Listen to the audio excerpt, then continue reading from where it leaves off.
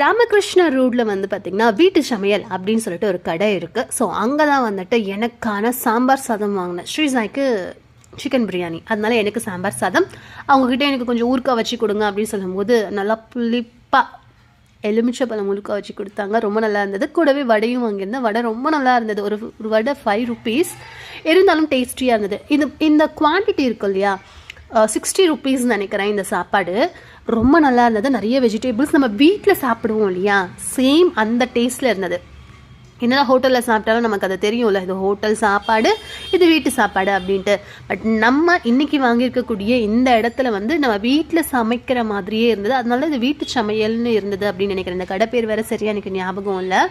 கோவிலுக்கு போயிட்டு வரதுனால டைம் ஆகிடுச்சு அப்படின்னு சொல்லிட்டு எனக்கு. ஆனால் வெஜ், அதுவும் இந்த பிஸ்பல்லாபாத் செம்ம டேஸ்டியாக இருக்கும். நீங்கள் அந்த இடத்துல சாப்பிட்ருக்கீங்களான்னு சொல்லுங்கள். ராமகிருஷ்ணா ரோட்டில் வந்துட்டு ஹோம் சக்தி கோவிலுக்கு பக்கத்தில் இருக்கும் அப்படின்னு நினைக்கிறேன். எஸ், ட்ரை பண்ணி